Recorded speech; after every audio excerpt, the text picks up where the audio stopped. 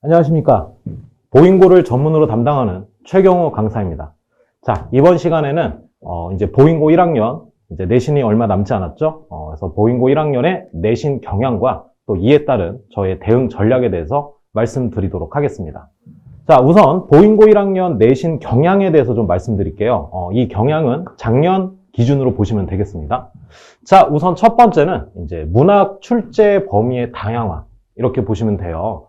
이 보잉고 같은 경우에는 다른 학교와 다르게 교과서 작품만 출제하지 않습니다. 이제 교과서에서는 이제 문학만 따로 떼고요. 그 외의 문학 작품들은 교과서 외적으로 학교 선생님들이 선정을 하십니다. 근데 이 비교과서 작품이 1학년 수준의 것들도 있지만 분명 1학년 수준을 넘어서는 것들도 상당수가 있습니다. 그래서 아이들이 1학년 때 정말 다양한 문학 작품을 경험하게 되는데요. 거기에다가 작년 같은 경우에는 모의고사처럼 랜덤으로 출제하시는 경향도 보였습니다. 모든 시험이 그러진 않았는데 거의 대부분의 시험에서 이제 현대시나 그다음에 현대소설 같은 경우에 그냥 랜덤으로 출제를 하셨어요. 이런 게 하나의 특징이라고 보시면 되겠습니다. 자, 그다음에 두 번째 비문학 같은 경우. 비문학 같은 경우도 과거에는 시험 범위를 주셨어요. 자, 여기서 출제를 할 거다. 그건 다음에 공부를 해라. 그래서 이제 병영 문제를 출전을 하셨는데 작년 같은 경우에는 랜덤으로 출제를 하셨어요. 그러니까 말 그대로 아이들이 처음 보는 지문을 딱 보고 마치 실제 모의고사를 보는 것처럼 풀어냈어야 되는 겁니다. 보시면 알겠지만 보잉고 어떻습니까? 단순히 배운 작품만을 가지고 시험을 보지 않는다는 거 확인이 되시죠? 그렇기 때문에 평상시에도 이런 문학이나 비문학 같은 것들을 어떤 식으로 글을 읽고 문제를 해결해야 되는지 그런 공부가 선행이 돼야 됩니다. 자, 그 다음에 문법 같은 경우에는 2학기 중간고사를 제외한 3개 시험에서 출제를 하셨습니다. 내용 같은 경우에는 이제 다행히도 1학년 교육과정에서 다루는 내용들을 출제를 하셨어요. 여기서 다행이라고 얘기를 한 이유는 조금 이따가 좀 말씀을 드릴게요. 그래서 한 시험을 제외하고 이제 문법 파트가 이제 고루 배분된 상태로 출제가 되었습니다. 그 다음에 총 문항수 같은 경우에는 25문항이 출제가 됐어요. 이 중에서 서술형은 한 문항이 출제가 됐었습니다. 이 경향 같은 경우에는 과거에 비해서 좀 문항수가 줄어든 형태였습니다. 자, 그래서 이렇게 작년 보잉고 1 국어 내신 경향을 간단하게 살펴봤는데요. 자, 이 부분은 이제 변화될 수 있는 올해의 내신 경향입니다. 왜냐하면 이 보잉고가 선생님이 어떤 분이 맞느냐에 따라서 이 경향이 조금씩 바뀌기도 합니다. 근데 제가 이제 여기다가 써놓은 건 뭐냐면 과거를 기준으로 해가지고 이런 변화가 있을 수 있다라는 점을 좀 말씀드리고 싶어서입니다. 일단 문법이 만약에 좀 전에는 작년에는 이제 1학년 범위였잖아요. 근데 문법이 전 범위, 1학년 범위를 넘어선 전 범위가 출제될 경우에 누적 출제될 가능성도 있다는 점입니다. 실제로 과거에 문법 전 범위가 출제될 경우에 예를 들어 1학기 중간고사 때 A라는 내용을 배웠어요. 그럼 1학기 기말고사 때 B라는 내용을 배우겠죠. 그럼 보통 같은 경우에는 A는 이전에 했으니까 시험 범위에 안 들어가고 B만 시험 범위에 들어가는데 보잉고 같은 경우에는 B를 출제할 때 A까지 포함시켜서 누적해서 출제를 했었습니다. 상당히 아이들의 공부량이 늘어날 수밖에 없겠죠. 근데 과거에 이런 경향이 있었기 때문에 올해 이럴 수도 있다라는 점을 좀 말씀을 드리겠습니다. 그 다음에 또 하나는 문항수가 증가할 가능성이 있어요. 작년에는 문항수가 25문항이라고 좀 전에 말씀을 드렸죠. 근데 과거에 최대 36문항까지 출제된 적이 있어요. 정말 아이들이 시간 내 푸는 게 너무 힘들었어요. 근데 이럴 경우에 문학이나 비문학, 작년 같은 경우에는 랜덤 출제가 있었다 그랬죠? 근데 이렇게 문항수가 많아질 경우에는 랜덤 출제가 이루어지지 않을 가능성이 높습니다. 그 이유는 조금만 생각해보면 되겠죠? 시간은 50분으로 한정이 돼 있어요. 근데 문항이 36문항이나 된다. 근데 생판 처음 보는 지문이 나와서 풀어야 된다. 이거 시간의 압박이 너무 심하거든요. 그래서 이럴 경우에는 아마 출제가 되지 않을 가능성이 높고요. 뭐 예를 들어서 문항수가 36문항이 아니라 작년 25문항에서 조금만 더 늘릴 경우에는 물론 출제가 될 수도 있어요. 그러니까 요거는 학교 선생님께서 아마 밸런스 조절을 좀 하실 겁니다. 네, 이 가능성도 염두는 하고 있어야 됩니다. 자, 그러면 지금까지 저희가 이제 내신 경향을 좀 살펴봤잖아요. 이에 따라서 저희가 이제 방향 설정을 한번 해보겠습니다. 문학 같은 경우에는 당연히 일단 기본은 뭡니까? 핵심 내용을 반드시 암기를 해야 되겠죠. 근데 단순 암기가 아니라 철저하게 이해를 기반으로 암기를 해야 됩니다. 자, 그 다음에 만약에 처음 보는 작품, 랜덤 출제가 확실시 된다면 그런 처음 보는 작품을 처리하는 방법에 대해서 훈련을 반드시 해야 됩니다. 자, 그 다음에 독서. 이 독서는 좀 전에 말씀드렸던 비문학을 말씀드리는 겁니다. 비문학 같은 경우 역시 랜덤 출제가 이루어진다면 그 처음 보는 글의 여러 정보들을 제대로 처리를 하고 전체적인 흐름도 잡고 출제 요소도 파악하는 그런 방법들을 훈련을 해야 됩니다. 자, 그 다음에 문법 같은 경우에는 학교에서 교과서보다는 이제 선생님들이 프린트를 많이 주세요. 프린트. 그 프린트로 제공되는 내용 역시 완벽하게 이해하고 암기를 해야 되겠죠. 그 다음에 문법은 특히 문제를 상당히 많이 풀어봐야 됩니다. 자, 마지막으로 서술형. 이 서술형 같은 경우에는 아무거나 출제하는 게 아니라 이제 학교 선생님들이 앞반도 계시고 뒷반도 계세요. 그러니까 앞반 선생님과 뒷반 선생님이 다른 거죠. 이럴 경우에 두 선생님들이 공통적으로 강조하시는 부분이 있어요. 그런 부분들이 매 시험 몇 개씩 등장을 하거든요. 그런 부분들을 정확히 캐치해서 이에 대한 확실하게 암기를 하고 쓰는 연습을 해야 됩니다. 알겠습니까? 이런 식으로 이제 방향을 좀 설정해 봤습니다.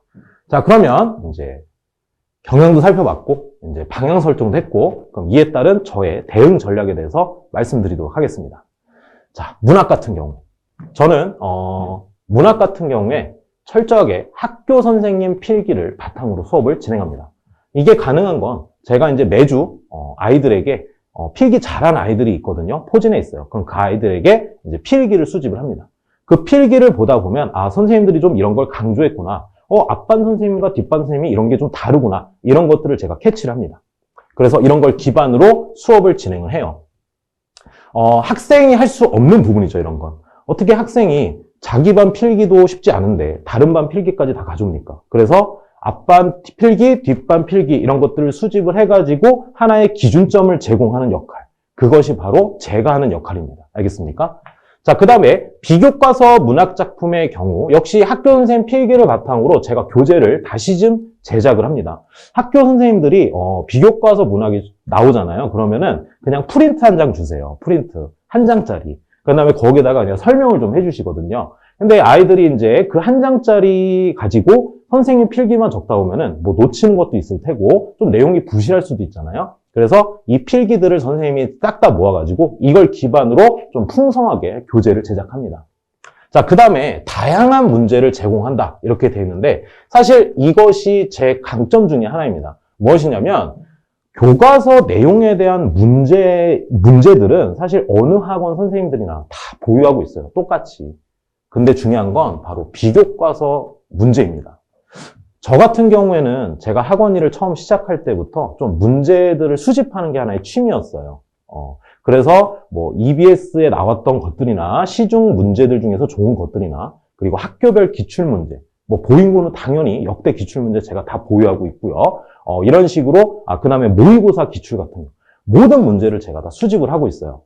그래서 비교과서가 만약에 출제가 된다, 시험 범위에. 그러면 제가 가지고 있는 데이터베이스에서 그 모든 문제들을 선정을 해가지고 아이들에게 정말 많은 문제를 제공합니다. 이거는 정말 저만의 장점이라고 보시면 되겠습니다. 자, 그 다음에 만약에 랜덤 출제가 될 경우에는 당연히 처음 보는 작품을 읽고 처리하는 방법을 훈련을 해야 되겠죠. 내신 기간에도 저는 이거를 훈련을 시킵니다. 만약에 랜덤 출제가 될 경우에는. 근데 이거는 내신 기간만이 아니라 사실 평상시에 이런 훈련을 많이 해야 돼요. 그래서 저 같은 경우에는 아이들에게 그런 얘기를 합니다. 보인고, 특히 보인고 다니는 너희들 같은 경우는 내신 수업만 들으면 안 된다. 내신만 잠깐 듣고 평상시에 공부를 안 하면 절대 내신에서도 성적을 낼 수가 없다. 그럼 평상시에 공부를 안 하니까 당연히 모의고사 성적도 쉽게 얻을 수 없겠죠. 그래서 저는 보인고 아이들에게 평상시에 수능 공부를 상당히 중요하게 생각합니다.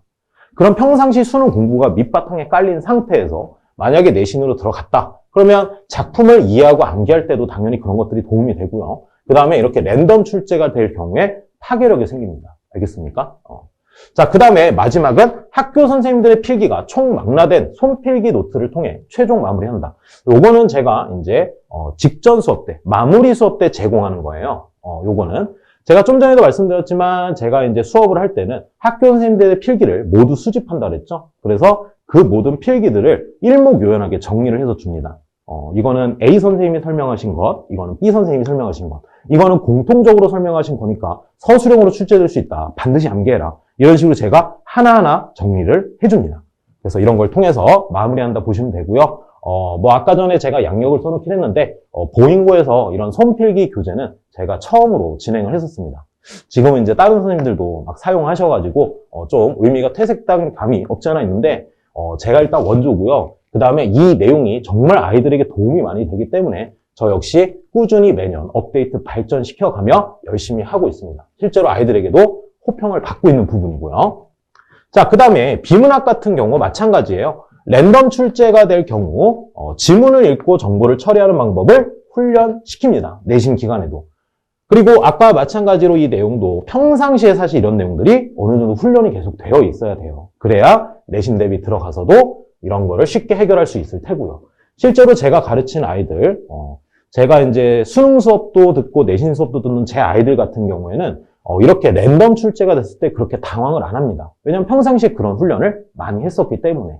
그래서 새롭게 함께할 아이들도 평상시에도 좀 공부를 열심히 해가지고 이런 게 출제됐을 때 당황이 안 되게끔 훈련을 제가 해놓도록 하겠습니다. 자, 그 다음에 다양한 실전 연습 문제를 제공한다. 비문학도 마찬가지예요. 사실 비문학 같은 경우는 당연히 교과서 외적인 거 아닙니까? 그래서 제가 아까 말씀드렸듯이 제가 보유한 문항들 중에서 이제 비문학 선정을 해가지고 거기서 이제 아이들이 풀 수 있는 것들, 그런 것들을 매주 시험 범위, 교재에 넣어가지고 실전 연습을 시킵니다. 평일 피드백 때도 마찬가지고요. 그래서 작년에 되게 운 좋게도 실전 연습 문제에서 출제된 적도 있어요. 그래서 아이들이 되게 좋아했던 적도 있었습니다. 어쨌든 이렇게 다양한 실전 문제 제공, 아무나 할 수 없다는 점. 한번 기억해 주시면 감사하겠습니다. 자, 그 다음에 문법 같은 경우는 학교에서 제공하는 문법 프린트, 아까 말씀드렸지만 이제 프린트가 나와요. 그거를 기반으로 역시 제가 교재를 제작하고 수업을 진행합니다. 아무거나 갖다 쓸 수 없어요. 왜냐하면 이 문법이라는 건 어쨌든 동일한 내용이 있지만 그 깊이의 차이가 있습니다. 근데 보잉고 같은 경우에는 좀 깊이 있게 들어가는 편이에요. 쉬운 것만 하지 않아요. 그래서 학교 선생님이 어느 정도 수준까지 설명을 하는지 그런 것들의 캐치가 필요하고요. 그런 걸 기반으로 해서 제가 교재를 제작하고 수업을 진행합니다. 자, 또한 보잉고 역대 기출, 제가 다 보유하고 있다 그랬죠? 그 다음에 타학교 기출도 마찬가지고요. 그리고 모의고사 기출문제, 이런 것들을 기반으로 다양한 문제풀이를 시킵니다. 특히 문법 같은 경우에는 정말 이 문제풀이를 많이 해봐야 돼요. 특히 보잉고 기출문제 많이 풀어봐야 되고요. 그 다음에 모의고사를 변형시켜서 내시는 경우도 상당수 있어요. 기출문제를 보다 보면. 그래서 이런 것들을 꾸준히 훈련을 시킵니다. 자, 그 다음에 다음 대응 전략으로 보면은 이제 평일 피드백이 있어요. 사실 이 평일 피드백이 제 강점 중에 하나입니다. 단순히 주말 수업으로 끝내는 게 아닙니다. 평일에 아이들이 와가지고 보잉고 역대 기출문제를 통해서 실전 연습 그리고 서술형 연습을 하고요. 그에 따른 개별 관리가 들어갑니다. 그래서 테스트의 재료로 쓰는 거는 시험 범위에 해당하는 역대 보잉고 기출문제를 그 재료로 쓰고 아이들이 이걸 풀어요. 매주. 그러니까 아이들은, 저와 함께하는 아이들은 매주 보잉고 문제를 통해서 실전 연습을 하는 거예요. 시중에 아무 문제나 갖다 쓰지 않습니다, 저는. 자, 그 다음에 또 이거. 두 번째 거. 기출문제는 해설이 없어요. 알겠습니까? 그냥 기출문제 있고 답만 써 있어요. 근데 저 같은 경우에는 이거를 그냥 답만 줘봤자 아이들에게 의미가 없다 해가지고 저는 모든 문항의 해설을 제가 직접 씁니다. 직접 써가지고 아이들에게 제공해요. 아이들이 이거 되게 좋아합니다. 왜냐면 답만 있을 때는 내가 문제를 맞추긴 했지만 다른 선지들에 대한 판단, 해석 이런 게 부족할 수 있잖아요. 그래서 그런 것들에 대한 학습도 제가 피드백 때 시킵니다. 이걸 다 제작해서 주거든요. 그리고 비교과서 시험 범위의 경우는 보잉고 기출문제를 뒤지다 보면은 비교과서 시험 범위 같은 경우에 예전에 출제된 적이 있어요. 그러면 그런 기출문제 당연히 활용하고요. 그리고 그 보잉고 기출 경향에 맞춰서 제가 직접 제작을 해가지고 테스트 문항으로 출제를 합니다. 제가 보잉고를 좀 오래 맡다 보니까 이제 보잉고 선생님들이 좀 어떤 식으로 문제를 출제하는지 잘 알고 있거든요. 그래서 그 경향에 맞춰서 제가 직접 해결을 제작을 해서 합니다. 자, 그 다음에 문제를 해결하면서 이해가 부족한 부분이나 암기가 부족한 부분, 이런 것들은 이제 개별 설명이 진행이 됩니다. 그래서 평일 피드백 때 정말 많은 것들이 좀 알차게 진행이 돼요. 그래서 단순히 주말 수업만 듣고 끝내는 게 아니라 이런 평일 피드백을 잘 활용함으로써 아이들의 성적대가 많이 좋아진 경우가 상당히 많았습니다. 자, 이제 여기까지가 대응 전략이고, 요 마지막에서는 기본 수업 방향 있잖아요. 요거는 말 그대로 제가 내신 수업이든 수능 수업이든 기본 수업의 밑바탕으로 깔아둔 내용이라고 보시면 됩니다. 이 국어라는 것 자체가 말 그대로 문장을 읽어내는 거잖아요. 그렇죠? 문장을 읽어낼 수 있어야 글이라는 걸 읽어낼 수 있고, 그 다음에 선택지 같은 경우도 결국 문장으로 이루어지지 않습니까? 따라서 한 문장부터 제대로 읽어낼 수 있게 훈련을 시킵니다. 요새 아이들 보면은 정말 글 대충 읽어요. 문장 같은 경우에. 그냥 눈에 띄는 단어 몇 개 보고 자기 혼자 생각을 조합해서 말도 안 되는 생각을 이끌어내는 경우도 되게 많습니다. 저는 이런 것들을 계속 교정을 시킵니다. 특히 보인고 내신, 진짜 만만치가 않거든요. 선택지들을 보다 보면은, 대충 아이들이 쓱 봤을 때, 맞는 것 같은데 이렇게 느낌으로 판단했을 때 맞는 선지 같지만, 사실 엄밀히 따져오면 틀린 부분들이 튀어나오는 경우가 되게 많아요. 이럴 경우에를 대비해가지고 문장을 주어졌을 때, 이 문장에서 내가 판단해야 될 게 A, B, C가 있구나. 근데 A, B는 지문에 이런 걸 근거로 했을 때 맞는 거다. 하지만 C는 틀리다. 이렇게 선지를 정말 하나하나 제대로 분석하는 작업들이 필요합니다. 그러려면 이런 문장을 똑바로 읽어낼 수 있어야 되겠고요.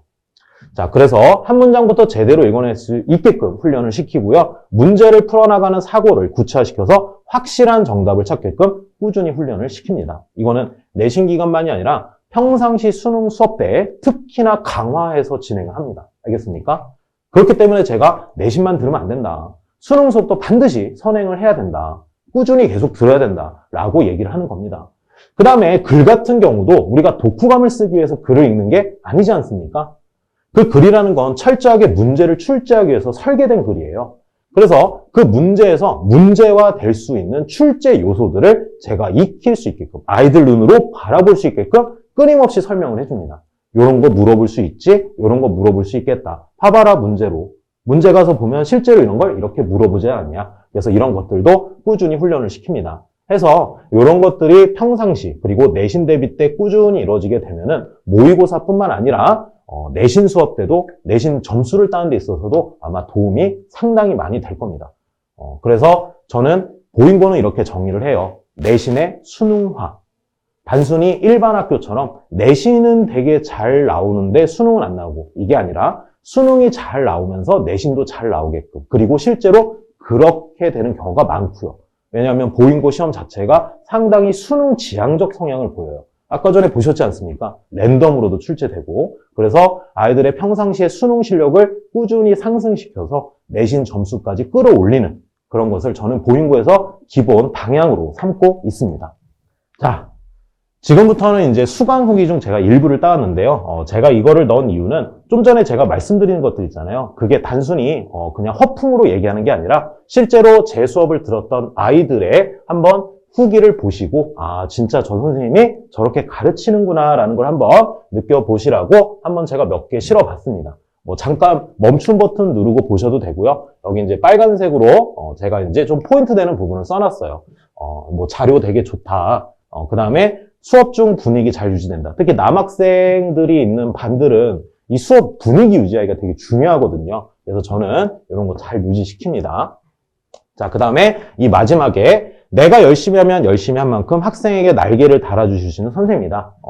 실제로 저는 열심히 하고자 하는 의지만 있다면 정말 모든 걸 제공합니다. 그래서 의지만 있다면, 그리고 제 수업을 잘 따라만 오면은, 제가 시키는 거 꾸준히만 하면은 자연스럽게 성적 올리게끔 모든 걸 세팅해 놓고 있습니다. 알겠습니까? 그 다음에 이런 것도 있어요. 아까 전에 이제 학교 선생님들 설명 제가 다 수집한다 그랬죠? 수업 시간에 학교 선생님들의 설명뿐만 아니라 시험에 실제로 나올 수 있는 부분들을 강조해 정리해 주셔서 독학 및 복습하기가 좋다. 그 다음에 학교 수업과 필기 내용을 바탕으로 한 교재가 만들어질 수 있을 뿐더러 학교 앞반과 뒷반 선생님들의 설명의 차이를 보기 좋게 정리해 주셔서 이를 참고하며 공부할 수 있었다. 실제로 이렇게 아이들이 얘기해 주고 있습니다. 여기도 비슷합니다. 학교 수업의 내용을 모두 반영해 주셔서 도움이 되었다. 여기 평일 피드백 얘기도 있죠. 평일 피드백은 시험을 통과하더라도 틀린 문제의 오답을 다시 확인하는 방식이어서 이걸 확인하는 건 제가 좀 전에 말씀드렸듯이 보인고 기출문제 해설 없다고 했잖아요. 제가 그 해설을 직접 다 쓰고 아이들에게 통과하든 통과 못하든 간에 모든 해설을 다 읽게끔 시킵니다. 그래서 이런 걸 통해서 추가적인 공부가 가능하게끔 해줘. 그래서 이 아이는 이렇게 성적이 향상된 케이스입니다. 이 아이도 마찬가지예요. 성적이 상당히 많이 오른 케이스고요. 여기서 말하는 이 직보 교재, 직전 수업 교재에 자주 나오는 선지가 작성돼 있어 시험 대비에 용이하다. 이거는 뭐냐면요. 제가 이제 직전 수업 때 손필기 교재도 주지만 문학 작품별로 지금까지 출제됐던 선택지들, 정답 선택지들, 오답 선택지들을 보기 좋게 싹 모아줘요. 그럼 아이들은 그 선택지만으로도 이 작품에서는 이런 식으로 선택지가 나오는구나. 이 작품에서 이런 식으로 오답 선지를 만드는구나. 그런 학습이 가능합니다. 마지막으로 실전 학습이 되는 거죠. 마지막으로. 그래서 이 학생도 상당히 성적이 많이 오른 케이스입니다. 자, 이렇게 제가 시키는 대로 따라오기만 하면 됩니다. 모든 걸 준비해 놓고 있습니다. 그래서 와가지고 제가 이런 거 해라, 저런 거 해라. 그대로 따라오셔서 하기만 하면은 이렇게 성적 제가 반드시 올려드리도록 하겠습니다. 자, 보인고 내신 개강 및 일정 및 보인고 시간표를 좀 말씀드릴게요. 보인고 내신 같은 경우에는 이제 3월 11일 혹은 3월 12일, 3월 둘째 주입니다. 이때 이제 시작하게 되고요.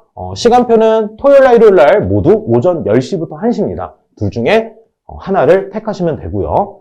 그 다음에 좀 전에 말씀드렸던 평일 피드백은 수요일이나 목요일이나 금요일 중 하루 진행합니다. 시간 같은 경우에는 학생과 협의해서 진행해요.